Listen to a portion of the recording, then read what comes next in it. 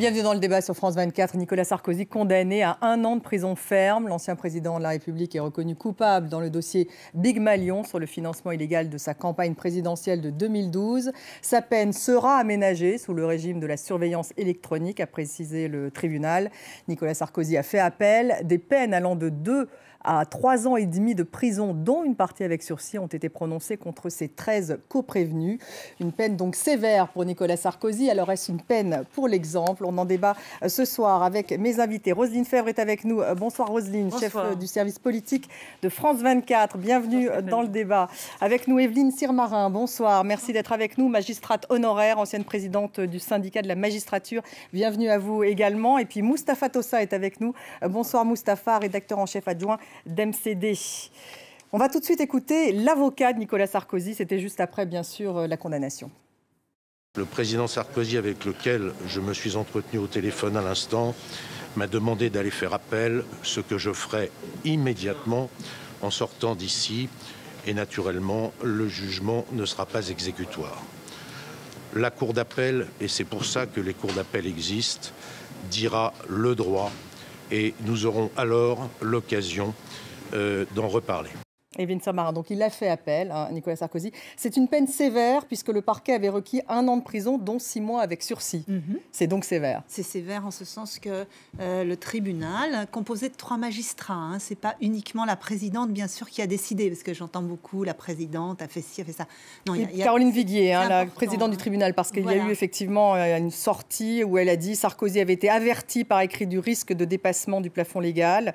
Elle l'a souligné, en fait, ce n'était pas sa première campagne. Il avait une expérience de candidat. Nicolas Sarkozy a volontairement omis d'exercer un contrôle sur les dépenses engagées. Voilà ce qu'elle a écrit, en fait. C'est la raison pour laquelle on en parle beaucoup, je pense. Oui, mais parce qu'elle lit le jugement qui a été rendu par les 3 magistrats en collégialité. Et si vous voulez, un jugement, c'est le produit de cette collégialité. À savoir qu'il y a sans doute des passages du jugement, je ne sais pas comment ça s'est passé, mais dans ces affaires-là, il y a sans doute des passages du jugement qui ont été écrits par un assesseur, la présidente, d'autres un autre assesseur. Vous voyez, on se partage parfois le travail, surtout que ce sont des juges très spécialisés. Et vous voulez le préciser, pourquoi? Je veux le préciser parce que je ne voudrais pas que tout repose sur la présidente. Je pense que c'est très important de comprendre que ces 3 magistrats et qu'ils délibèrent longuement. Ça, c'est un dossier qui a dû nécessiter au moins 3 semaines, 1 mois de délibérer. Et ensuite, c'est écrit par les magistrats et très motivés, vous voyez. Je le précise à cause de ça parce que, à la différence des attaques récentes, notamment contre le parquet national financier, où on disait, voilà, ce sont des cow-boys, etc. Là, pour la première affaire, dans laquelle d'ailleurs Nicolas Sarkozy a aussi été reconnu coupable. L'affaire Bismuth. Là, on a un tribunal de juges indépendants. Donc, c'est quand même important de le dire. Alors, peine sévère, oui. En ce sens que les réquisitions du parquet ont été dépassées pratiquement pour tout le monde. Le parquet, d'ailleurs, au départ, dans ses réquisitions, avait demandé que des peines avec sursis, qui pouvaient aller jusqu'à 4 ans, etc. Mais c'était que du sursis, sauf à l'encontre de Bastien Millot. C'est tout. Il avait demandé une peine ferme contre monsieur Bastien Millot de Big Malion parce que celui-ci avait eu une attitude quand même, il campait sur des dénégations. Le patron de Big Malion, le patron de Big Malion, et ça avait semblé quand même exagéré de camper sur ces dénégations alors qu'il y avait d'autres personnes qui expliquaient, comme monsieur Lavrieux, ce qui s'était passé. Sévère pourquoi? Sévère parce que vous avez 9 personnes qui sont condamnés à de la prison ferme, alors une partie avec sursis, une partie ferme, alors qu'au départ, les réquisitions du procureur, il n'y en avait qu'une seule, selon le procureur, les procureurs qui méritaient une peine ferme. Donc c'est surprenant. Donc, voilà, même. On dépasse les réquisitions, donc c'est surprenant parce qu'on a une surprise. Maintenant, il est évident que ça reste tout à fait dans le cadre légal. Les 13 personnes, en dehors de M. Sarkozy, 13 personnes risquaient jusqu'à 5 ans de prison ferme et 350 000 € d'amende. Bon, elles sont condamnées à des peines, comme vous l'avez dit, le maximum à 3 ans et demi de prison, dont une partie ferme. Donc on est vraiment dans l'enveloppe légale. Elle est tout à fait juridiquement normale. Et elle est aménagée, cette peine, puisque Nicolas Sarkozy donc, aura un bracelet électronique. Et les autres aussi. Et les autres aussi. Tout le monde. Alors évidemment, on s'interroge sur cette possibilité d'aménager la peine. Vous pouvez nous en dire 2 mots? Oui, bien sûr. Alors ça, il y a beaucoup de possibilités de mettre des bracelets électroniques. On ne va pas s'attarder sur les autres, qui sont quand on est en détention provisoire, quand on finit sa peine, etc. Là, c'est la possibilité, comme on dit, ab initio, c'est-à-dire initialement, quand un tribunal prononce une peine d'emprisonnement inférieure à 2 ans, ce qui est le cas, à 2 ans ferme, à ce moment-là, au lieu de mettre la personne en prison, le tribunal peut dire je mets la personne sous bracelet électronique, c'est-à-dire que c'est à domicile que la personne va effectuer sa peine avec un bracelet à la cheville et on contrôlera si de telle heure à telle heure, la personne est au domicile. C'est évidemment ça empêche la mobilité de la personne. Parce qu'il faut que le domicile soit aménageable. C'est un système d'ondes radio, c'est pas de la géolocalisation. À savoir qu'il faut que votre domicile... Donc c'est contraignant. C'est très contraignant et il faut qu'on puisse, si vous voulez, surveiller que vous êtes bien dans votre domicile et que vous ne sortez pas. Roselyne, il a fait appel, Nicolas Sarkozy. Vous aussi, comme journaliste politique qui a suivi de nombreux scandales et de nombreuses campagnes, vous pouvez dire que c'est sévère. C'est sévère et surtout, c'est une surprise. Oui. C'est vrai. Moi, ce matin, quand on m'a dit, là, ça va tomber, je me suis dit, il va être condamné. Parce qu'on n'est pas habitué, en quelque sorte, on est habitué que lorsqu'il y a des problèmes avec les anciens présidents de la République, ce soit les lampistes qui paient et non pas le haut de la pyramide. Alors c'est peut-être que c'est le vieux monde. Alors peut-être c'est multifactoriel. Alors pourquoi? Est-ce que parce que dans le fond on dit que Nicolas Sarkozy aurait eu une attitude assez négligente avec les juges? Il y a quand même entre eux un passif, puisqu'il les avait traités, il les avait notoirement snobés et traités de petits pois. Est-ce que tout ça a joué? Est-ce qu'on entre dans une nouvelle ère historique en quelque sorte? C'est-à-dire que maintenant la justice ne passe plus rien aux politiques, aux élites. Est-ce qu'il y a une forme aussi de, je dirais pas de populisme, en tout cas qui va peut-être alimenter ce populisme du tous pourri? En tout cas, c'est un peu un mystère de cette justice qui reprend son pouvoir, en quelque sorte. Moustapha Tossa, peut-être justement le regard à l'étranger, MCD, c'est les pays arabophones. Comment est-ce qu'on voit, justement, comment est-ce qu'on perçoit, justement, la démocratie française à travers ce type de condamnation? Oui, alors justement, dans la panoplie des affaires qui attendaient Nicolas Sarkozy, les affaires judiciaires, celle de Big Malion était celle la moins susceptible de lui apporter de la prison ferme. On s'attendait à ce que justement les lampistes puissent payer et qu'on le condamne à quelque chose de symbolique. Or, la surprise est que malgré tout, il y a de la prison ferme, peine aménageable. On en parlera tout à l'heure parce que ça fait beaucoup de réactions dans les réseaux sociaux, notamment chez l'opposition. Pourquoi faire des faveurs à l'ancien président de la République. Mais de point de vue international, Nicolas Sarkozy a passé ces récentes semaines à fréquenter le maître de l'Élysée, à dîner, à déjeuner, à le rencontrer, à le conseiller. Et malgré tout ça, malgré cette photo de complicité avec Emmanuel Macron, la justice a frappé dur. Donc ça donne une image de l'indépendance de la justice, que les puissants ne peuvent pas non plus échapper à cette sanction. Alors on le disait, à l'ensemble des peines sévères. On va écouter Jérôme Lavrieux, le directeur adjoint de la campagne de Nicolas Sarkozy à l'époque, condamné à 3 ans, dont 2 fermes, avec aménagement également avec bracelet électronique. On l'écoute. Pour l'instant, mon état d'esprit, c'est de ne pas faire appel. J'en ai marre. Je ne pense pas avoir les ressources pour continuer longtemps à faire ça. Voilà, le peuple français, par le biais de la présidente du tribunal, m'a condamné pour des choses que j'ai reconnues. On peut ergoter sur le quantum de la peine. Je note que la condamnation est un peu moins forte que ce qu'avaient demandé les procureurs.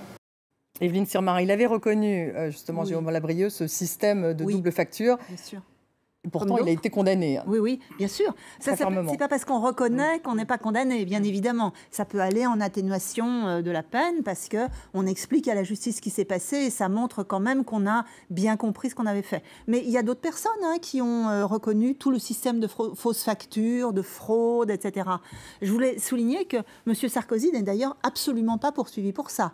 Lui, il est poursuivi sur le fait qu'il savait et c'est ce que le tribunal a jugé, il savait que le plafond de sa campagne était dépassé, ô combien dépassé, puisque au lieu de 22 millions et demi d'euros, ils ont dépensé 42 millions, ça fait 20 millions de plus. Alors lui dit qu'il ne savait pas, évidemment. Oui, évidemment, ça c'est sa défense, mais l'audience a montré que, d'abord on a vu la double comptabilité de l'UMP, où on voyait bien les dépenses réelles et les dépenses payées, c'est-à-dire que pendant la campagne, le candidat ne voulait absolument pas dépasser son plafond, donc on a minimisé ses dépenses, et on a siphonné en fait le budget de l'UMP pour que l'argent de l'UMP paye le complément des dépenses que M. Sarkozy en fait, ne pouvait pas payer. Et puis on a vu aussi qu'il y a eu quand même 2 notes d'experts comptables qui lui ont été remises, et le tribunal a fondé vraiment sa décision là-dessus, parce que M. Lambert, quand même son directeur de campagne, a dit « mais moi je lui ai montré les notes ». Et donc 5 personnes, dont 3 personnes de Big Malion, ont dit mais tout le monde savait finalement, et se sont reconnus leurs propres responsabilités, mais sans dire qui a organisé exactement ce système. Donc vous voyez, il y a beaucoup d'éléments. Est-ce que je peux finir simplement pour dire, simplement, moi je ne pense pas qu'il y a vengeance, vous voyez, des juges, non, c'est pas ce que vous avez dit du tout. Je suis d'accord. Mais il n'y a pas vengeance des juges, il y a simplement, l'application du droit, et puis je crois, effectivement, c'est vrai, depuis les années 95-96... On pouvait se dire ça il y a 10 ans, voilà. Il y a 20 ans, il y a 30 ans, eh bien, et il y avait c'est pourtant fini. pas de condamnation. Mais maintenant, vous voyez, on a eu... Il y a un changement maintenant. Il y a un changement, il y a eu 2007, c'est M. Sarkozy qui a un problème encore avec l'affaire libyenne. La campagne de 2007, avec de gros financements, il est mis en examen pour ça. Oui, il y a une troisième affaire. Voilà, l'affaire libyenne 2007. Et là, on est en 2012, problème à nouveau de financement. Le Front National qui est condamné pour la campagne de 2012, vous vous souvenez de l'affaire Rival et Jeanne. Et puis 2017, là, on a une affaire en cours contre la France Insoumise, campagne électorale de 2017. Attention aux juges, en fait, ça dit un petit peu... je crois qu'il y a quand même toute une ambiance qui fait que, maintenant, la justice financière, elle retrouve son pouvoir. Elle retrouve son pouvoir. Je crois que c'est ça. Peut-être juste un mot, Roselyne, justement, parce que je voudrais que sur le soutien de son camp, tout de même, il y a eu un certain nombre de tweets. On a vu Valérie Pécresse, candidate LR, donc Nicolas Sarkozy a été un grand président de la République. Je sais qu'il se battra jusqu'au bout pour défendre son honneur. On voit le tweet de Valérie Pécresse. Il y a eu également Éric Ciotti, le député des Alpes-Maritimes, soutien et amitié au président. Roselyne, il reste une figure clé de la droite, Nicolas Sarkozy, des soutiens par tweet, pas beaucoup à l'antenne, si je puis dire. Vous avez raison, ça mange pas de pain de faire un tweet en disant que Nicolas Sarkozy est un ami, qu'on le soutient. Oui, ça mange pas de pain. Maintenant, ce qui va être intéressant de voir, c'est les réactions sur les plateaux dans in vivo. C'est-à-dire, est-ce que demain matin, dans les matinales, la droite va courir comme un seul homme dans les radios et les télévisions, justement, pour soutenir l'ami Nicolas Sarkozy? C'est un peu la question. Je crois qu'il y a Xavier Bertrand qui est à 20h ce soir. Quel mot il aura? Parce qu'ils sont tous allés quand même chercher, baiser la babouche de Nicolas Sarkozy, rue de Miromesnil, et pas plus tard, Xavier Bertrand, la semaine dernière, pour être un peu adoubé. Pourquoi? Parce que Nicolas Sarkozy reste, dans le fond, dans l'imaginaire de la droite, le dernier président de droite. Donc, il garde encore un petit socle. Et puis, il a effectivement, on lui prête en tout cas ce côté faiseur de roi. Faiseur de roi, il les conseille. Roselyne a dit baiser la babouche, moi je dirais recueillir la baraka de Nicolas Sarkozy. Donc il y avait il n'a plus tellement la baraka. Mais récemment, il y avait Xavier Bertrand, à l'occasion d'une cérémonie de signature de livre, on a vu des images où Nicolas Sarkozy était en train d'accorder une interview sur son livre, et on avait discrètement Xavier Bertrand, le candidat de la droite, en train de se mouvoir discrètement pour être dans l'axe de la caméra, pour être dans la photo avec Nicolas Sarkozy. Est-ce que ça va être encore la même chose? Je ne crois pas. Et puis, il faut dire aussi une chose, c'est qu'on a eu des réactions de la droite beaucoup plus fortes. On parlait à l'époque, je parle sous le contrôle de madame, de harcèlement judiciaire contre Nicolas Sarkozy. Là, maintenant, on se contente de montrer son soutien, sa sympathie, amitié, son affection. Il y a un changement de ton. Son affection. Et puis, on prend sa distance, parce que personne parmi ces candidats, Pécresse, Wauquiez, Xavier Bertrand, ne veut être identifié à un délinquant financier en fin de compte. Donc il va y avoir, comme l'a souligné Roselyne Bachelot, dans les matinales... Roselyne Fèvre, pas Bachelot. Roselyne Fèvre, peut-être c'est Je ne suis pas encore ministre de la Culture. Peut-être c'est un symptôme que vous allez bientôt devenir ministre. Oh. Mais non, pour dire que les candidats de cette droite-là vont établir ce miracle exprimer leur soutien et en même temps prendre de la distance avec lui, parce qu'on ne veut pas être identifié à Nicolas Sarkozy. C'est la perte garantie. Risque, oui. Ça devient plus peut-être un mistigris qu'une baraque. Hein. Voilà. Un mistigris plutôt. Donc il reste effectivement... Il voit Nicolas Sarkozy, mais on s'affiche beaucoup moins avec lui. Roselyne, vous êtes d'accord en un mot, parce que c'est la pause dans une minute. Oui. Qu'on s'affiche beaucoup moins avec lui. Oui. C'est ce qu'on va voir dans les derniers jours. Mais comme tout le monde a fait un peu son petit tour rue de Miromesnil, tout le monde était un peu suspendu au fait de savoir qui il allait adouber exactement. Peut-être qu'aujourd'hui l'attente sera moindre. Parce que c'est vrai, c'est un peu le baiser de l'araignée du coup. Mais ça va être intéressant quand même de voir les réactions des uns et des autres. Mais c'est vrai qu'ils se démonétisent un peu. Mais peut-être pas dans le cœur des sympathisants. Il aurait pu tuer père et mère. Je crois que Nicolas Sarkozy resterait dans le cœur de certains militants. L'homme providentiel. Oui, l'homme providentiel peut-être pas, mais en tout cas celui qui avait fait gagner la droite et qui ne mâchait pas ses mots, qui était l'homme qui avait été la rupture avec Chirac, enfin bon, et puis qui a fait un quinquennat. Bon, quoi qu'on en dise, en tout cas, qui a géré une crise. Qui a géré une crise. Merci en tout cas à tous les trois. On se retrouve juste après la pause. Restez avec nous.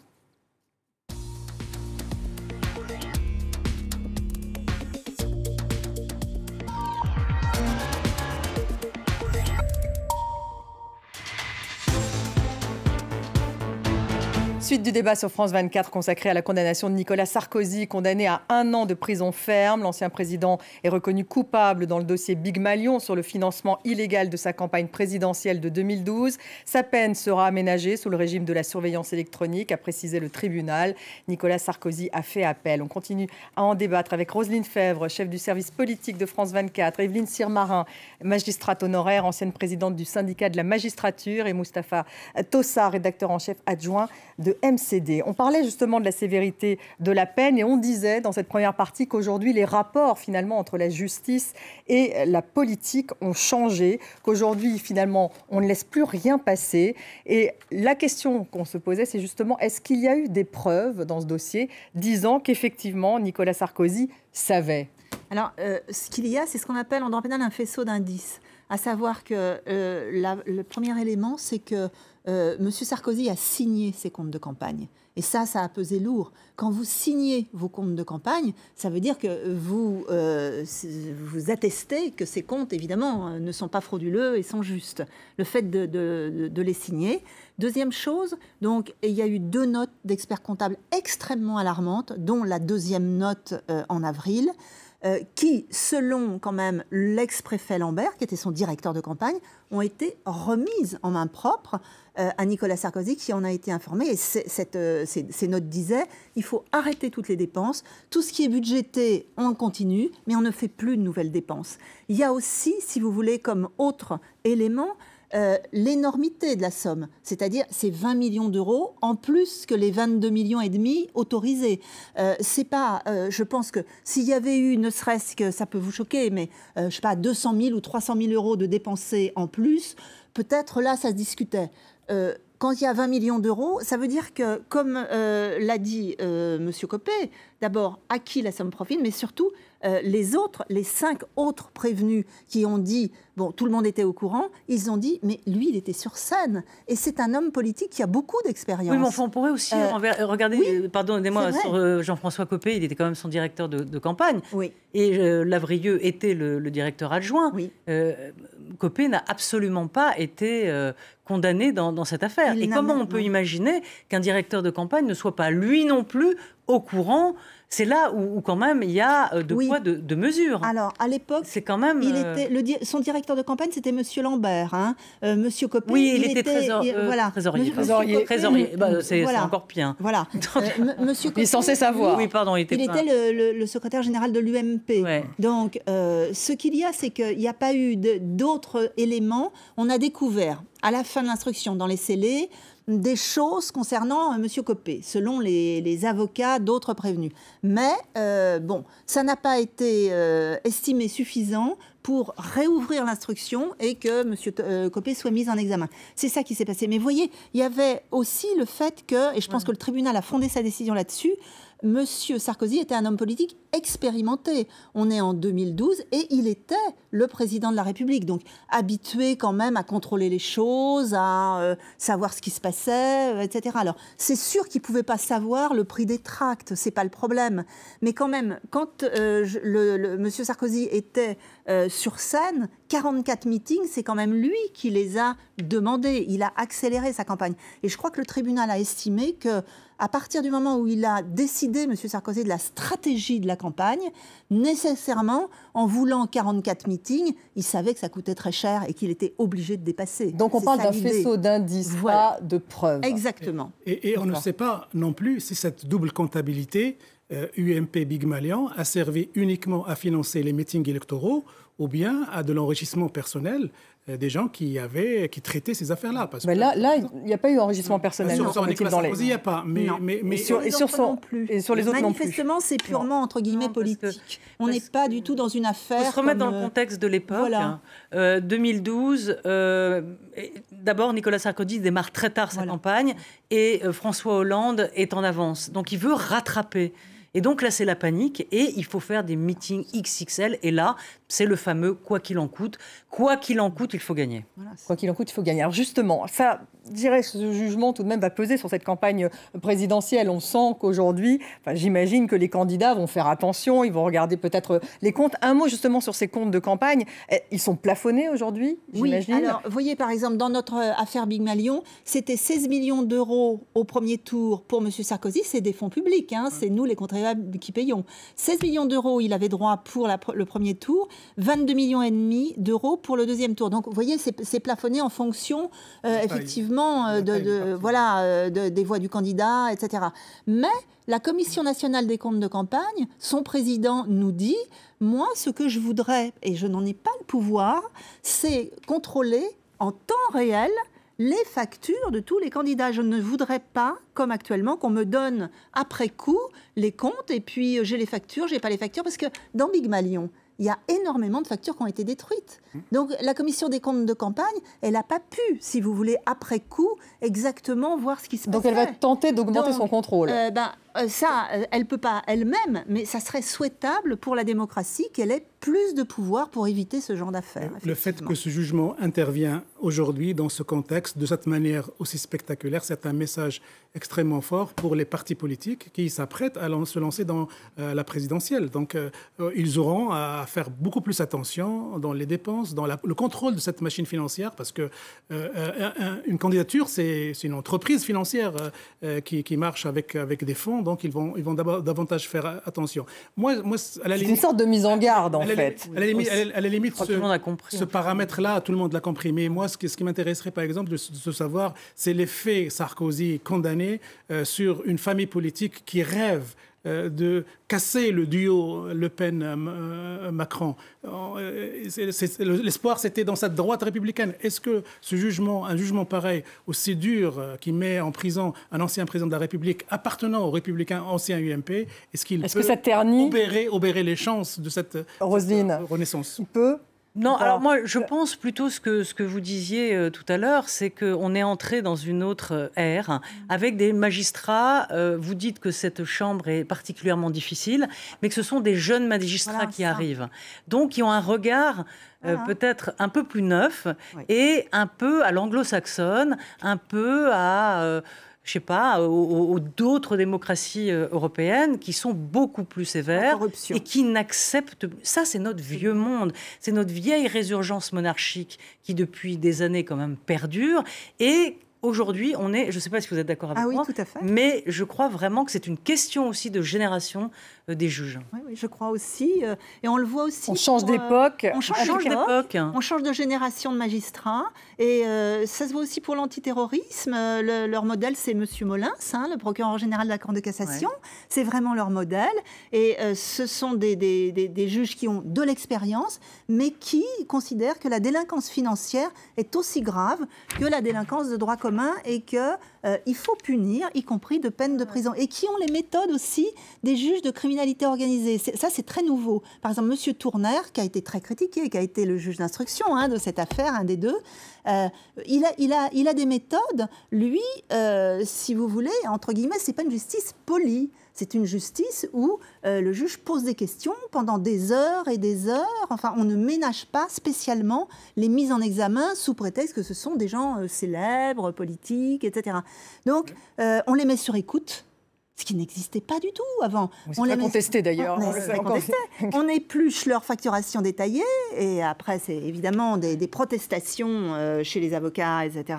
Mais on voit que les méthodes adoptées par ces juges ont changé. On change aussi de mode parce qu'on change de pratique électorale, parce que ça m'étonnerait qu'on ait à vivre des meetings aussi gigantesques que 2007 ou 2012, maintenant avec le Covid. Donc ça change un petit peu complètement la manière de faire campagne électorale et donc la manière de dépenser de l'argent public. En tout cas, la campagne va beaucoup se fonder sur les réseaux sociaux, Roselyne, oui. En tout cas celle-ci. C'est vrai ce que dit Mustapha, il a raison. C'est-à-dire qu'on va voir quelle l'ergonomie de cette campagne, parce qu'avec la Covid, évidemment, est-ce qu'il y aura des meetings comme il y avait à l'ancienne, où il y avait, je ne sais pas, 2000 personnes, avec des caméras partout, et pas mettre 2000 personnes dans un stade ou dans une salle. Donc ça va déjà, ça coûtera moins cher aux candidats et aux contribuables, donc c'est pas une mauvaise chose. Et puis, oui, je crois que de toute façon... on est passé vraiment dans une autre dimension. De toute façon. Je ne pense pas que ça ait quelque chose à voir avec la politique.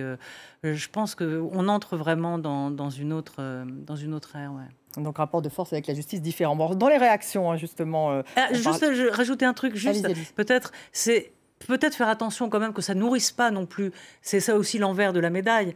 C'est nourrir un populisme disant que dans le fond, toutes les élites seraient pourries et que... parce qu'un jour, peut-être qu'il y a des politiques, une espèce de judiciarisation de la politique, avec du coup un personnel politique qui n'aura plus envie de faire de la politique et on aura des médiocres. Je crois justement que ça veut dire que la justice et la presse fonctionnent.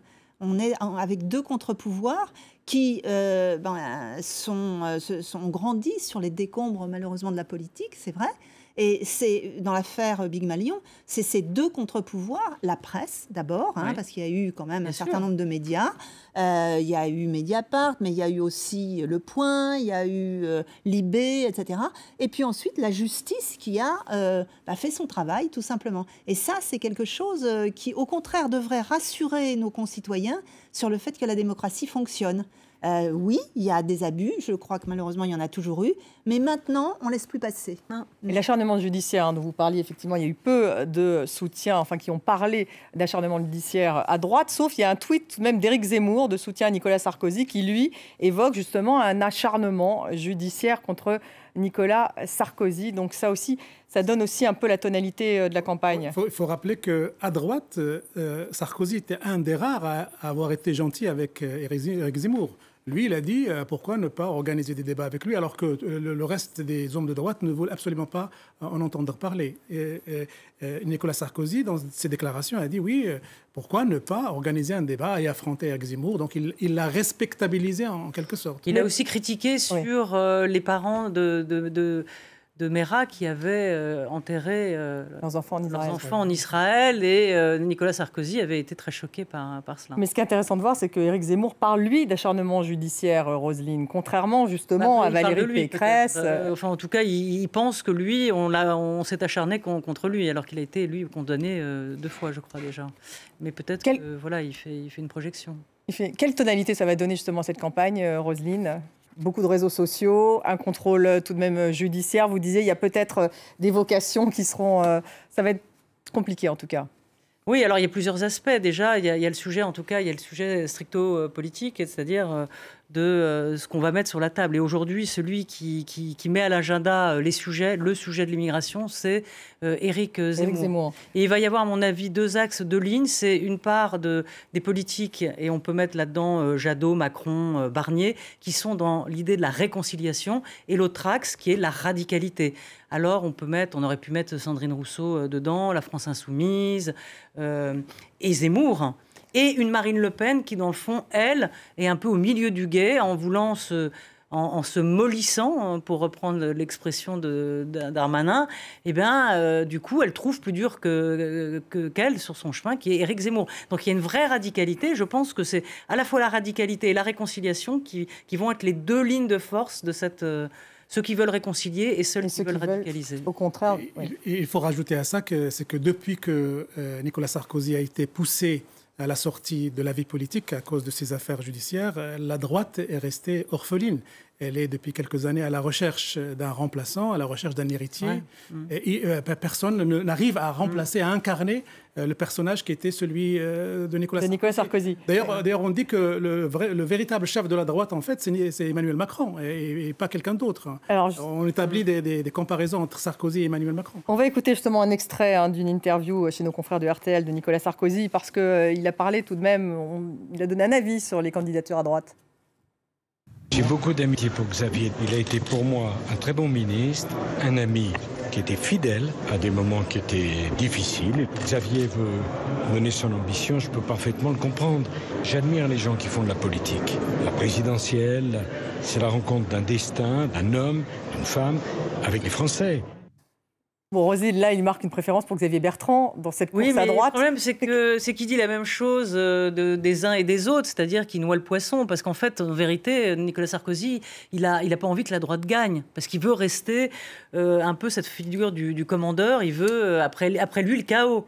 C'est comme quand il parle d'Emmanuel Macron. Il ne dit pas que des gentillesses sur lui, parce qu'il dit, de toute façon, Macron, ça se finira mal. Donc, ce qu'il veut, c'est rester le président de droite et que après lui, eh bien... point de salut.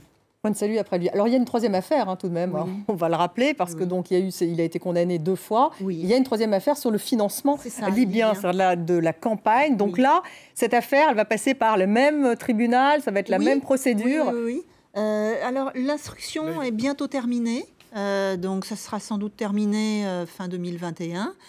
Après, on doit audiencer, comme on dit, c'est-à-dire mettre au planning de la chambre qui va juger, la chambre correctionnelle, cette affaire qui est... Alors, cette chambre est déjà extrêmement occupée. Maintenant, il y a aussi des voies de recours des avocats. Donc, ça mettra un certain temps pour pouvoir être jugé. Peut-être en 2022, ça sera un énorme procès parce qu'il y a énormément de prévenus. Là, M. Sarkozy... Donc plus gros que les autres. Ah oui, c'est très complexe cette affaire. Puis il y a eu un mort, il y a énormément de difficultés qui se posent. Cette affaire libyenne, elle a elle aussi un enjeu très important. On ne sait pas exactement, mais d'après l'accusation, c'est entre 5 et 50 millions d'euros qui serait venu abonder la campagne électorale de 2007, c'est-à-dire celle d'avant l'affaire Big Malion. Donc on voit que là, c'est une affaire qui va être très complexe. Il a son appel, de toute façon, dans l'affaire des écoutes, qui va être certainement jugé également en 2022 par la Cour d'appel de Paris. Et puis, il aura bien plus tard l'appel dans Big Malion, bien après l'appel des Donc ça veut dire encore des procédures. On peut s'interroger tout de même sur le délai de la justice, même assez, puisque là, on parle d'une campagne de 2012. On a un premier jugement donc, qui tombe 10 ans après, 9 ans après. C'est long. C'est long. Alors déjà, on est dans ce qu'on appelle, nous les juristes, la délinquance astucieuse. Donc ça ne se découvre pas comme ça. La commission des comptes de campagne, comme je le disais, elle n'avait pas les éléments vraiment pour savoir ce qui s'est passé. Et donc, elle n'a pas vu ce qui s'est passé parce qu'elle n'avait pas les factures, on ne lui a pas donné. Donc il a fallu que la presse commence à intervenir. Et puis ensuite, il y a les droits de la défense. Et ça, dans ces matières-là, les avocats, c'est tout à fait leur droit. Ils exercent les droits de la défense, ils font des recours jusqu'à la Cour de cassation, et ça prend du temps, c'est vrai. Alors autant sur l'affaire Big Malion, la stratégie de défense de Nicolas Sarkozy était de dire « je ne savais pas », autant sur le financement libyen, il met au défi la justice d'apporter des preuves concrètes selon lesquelles il y a eu financement occulte libyen. On parlait d'un document... C'était du temps de Kadhafi, pour donner un peu de contexte. On parlait d'un document qui a circulé à un moment donné et qui ordonnait le don du cabinet de Kadhafi, ordonnait le don de 50 millions de dollars à la campagne de Nicolas Sarkozy. Il y a eu beaucoup de polémiques. Est-ce que c'est un document faux? Est-ce que c'est un document visuel, effectivement, une vidéo dans laquelle on le voit dire ça. Puis il y a aussi le jeu trouble des intermédiaires, l'intermédiaire libanais qui a fait beaucoup de déclarations et de contre-déclarations. Ouais. Donc là, Nicolas Sarkozy dit: prouvez-moi que l'argent a circulé, l'argent libyen a circulé dans ma campagne. Donc c'est à la justice d'apporter des preuves concrètes. Ouais. Roselyne, c'est vrai qu'il y a plein de rebondissements déjà dans cette affaire. Non, mais j'ai rien à ajouter à ce qu'a dit Moustapha, qui est très juste. C'est que là, pour le coup, il n'y a pas... Est-ce qu'on ne peut pas se baser sur une hypothèse ou comme on le disait tout à l'heure, quand la juge sur l'affaire Big Malion dit vous ne pouviez pas ignorer ce système de double facture, c'est basé quand même sur une hypothèse. On est d'accord, ou en tout cas une présomption. Là-dessus, sur ce sujet-là, c'est quand même beaucoup plus compliqué. Il faut des preuves tangibles qu'il y a eu des mouvements d'argent et cet intermédiaire qui ne cesse d'ailleurs Takieddine de dire tout et son contraire. Tout et son contraire. Et tant que la justice n'a pas la preuve de cela, ça sera très compliqué. C'est vrai qu'il y a déjà de multiples rebondissements autour de cette affaire. Mais c'est vrai aussi qu'il est mis en examen quand même pour corruption, détournement de fonds publics étrangers et association de malfaiteurs. Donc pour les juges d'instruction, ça veut pas dire qu'il y a des preuves. Ça veut dire qu'il y a des indices graves ou des indices concordants. Mais est-ce qu'on peut condamner sur des indices concordants? Pour l'instant, là, on n'en est qu'à la phase instruction. On verra si les juges d'instruction renvoient M. Sarkozy dans le tribunal. Nicolas Sarkozy, c'est un code pénal à lui tout seul. Alors. Oui, c'est un bon exemple pour les élèves de l'école de la magistrature, par exemple, cette affaire. Les fameux petits pois. Voilà. Voilà. Merci en tout cas à tous les trois d'avoir participé à ce débat. Roselyne Febvre, Evelyne Sirmarin, merci Moustapha Tossa et merci à vous tous de nous avoir suivis et restez avec nous sur France 24.